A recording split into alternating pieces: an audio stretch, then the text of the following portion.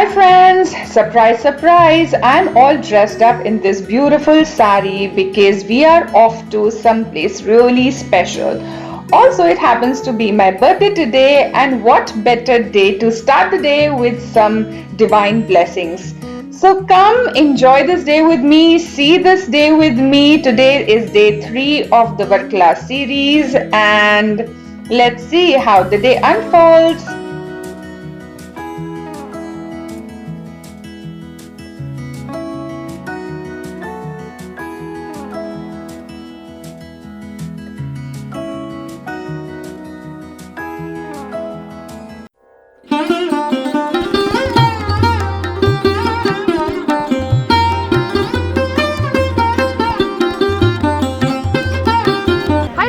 Welcome back to Mom Fab Life. So today is day 3 of our Varkra travels, and how could I leave Kerala without meeting the king?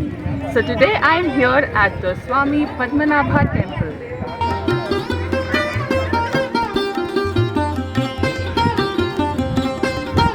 So today I am dressed in this beautiful cotton silk sari which I got from Nali, and this also is the dress code of the temple. The ladies have to be in sari and the gents have to come in veshti or lungi. Also, it happens to be my birthday today, and what better day to visit the Lord than your birthday?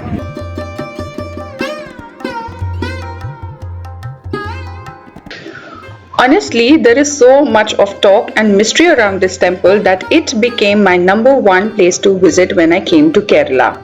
And let me say, it did not disappoint me, whether it's in the divine beauty of the idol or the answers to all the mystery.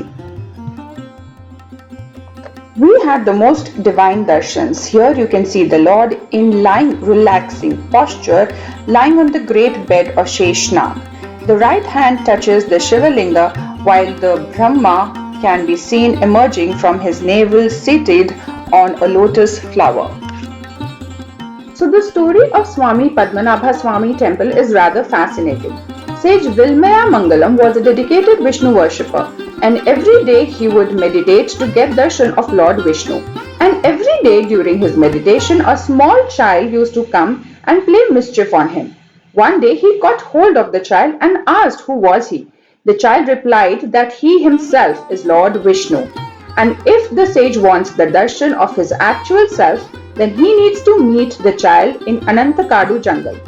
Finally, he reaches the jungle where he sees the Lord in his actual huge form. But the form of the Lord was so huge that it was almost impossible to get the darshan. The Lord finally came to his normal size structure for easy darshan. The then king hears the whole incident and decides to construct a huge temple in honor of Lord Vishnu. Shri Padmanabhaswamy temple is the richest religious body in the whole world, and therefore the security around the temple is very strict. There is a cloak room in the temple premises where you can keep your belongings safe. Remember, no sort of gadget is allowed in the temple premises, like the car keys, the telephone, the camera, not even the handbag. So you've got to deposit everything in the cloak room or keep it safe in your car, and only then you will be allowed to meet the king. Just a few years back, Vatican was the richest religious body in the whole world. The richest religious body in India was the Tirupati Dham temple in Andhra Pradesh. But in 2011, an ancient temple in Kerala was declared the richest religious body in the whole world, combining the wealth of Vatican and Tirupati and much more.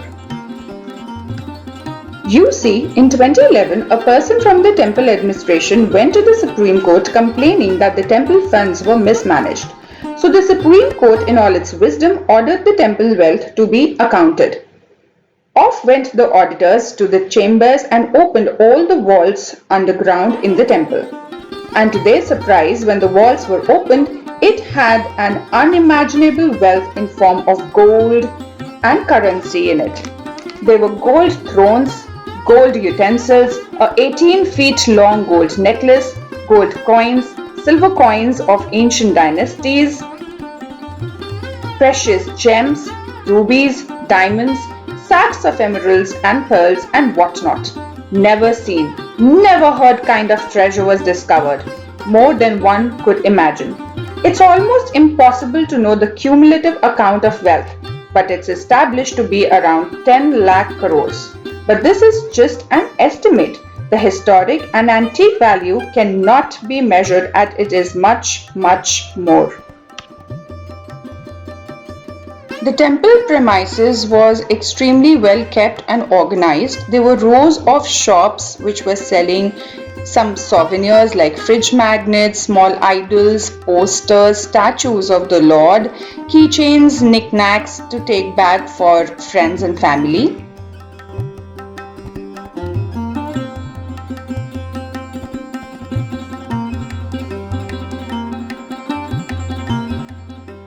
These shops were really nice and very affordable, especially if you want to take some kind of gifts for your friends and family. Also, they had some cute traditional Kerala style outfits for kids. Shri Padmanabhaswamy temple is famous around the world, being the richest religious body. But I'll tell you, how did God came in the possession of so much of wealth? Fun fact, in 1750, the then King of Travancore developed the temple and declared the Lord as his king and he himself as his servant. He gave all his possession, his wealth, his empire, his lands, everything in the service of the Lord, making the God as his king, and therefore Kerala is God's own country. Twice a year, a procession from the temple goes to the sea as the idol of the Lord takes dip in the holy water of the sea. In 1932, an airport was constructed in Trivandrum and the runway came right in the middle of the route of the procession. But does the king change its route? Of course not. Every year, Trivandrum Airport is closed twice a year for full 5 hours to let this procession of the Lord pass. Because here, Lord is the king and kings wait for no airplanes. After we finished our divine darshan, or rather meeting with the king, we headed to the nearest and the most famous hotel, Hotel Arjuna. Here you will get authentic Kerala thali, which was absolutely delicious. I highly recommend this place.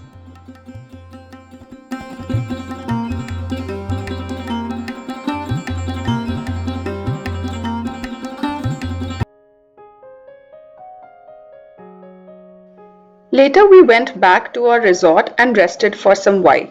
As sun was really hard that day, resting back in this tranquil environment of a resort was some relief.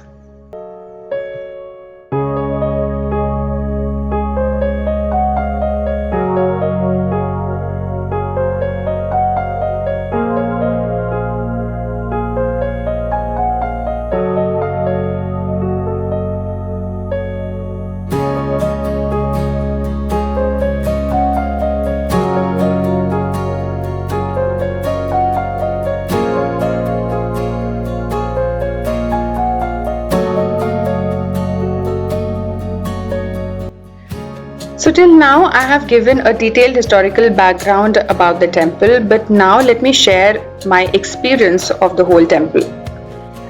Obviously, the whole energy of the temple was very divine, and that is because the idol of the Lord is pretty unique. It is in the lying posture, which gives you a very peaceful, calming vibe. The whole structure or the whole idol is divided actually into 3 parts by 2 pillars: the head portion, the middle portion, and the feet. The temple is actually decorated like a palace, and obviously your wandering eyes will still try to find the hidden walls. The walls are underground and they are sealed, so unfortunately it won't be very visible or prominently seen, but that does create a mystery of air around the temple.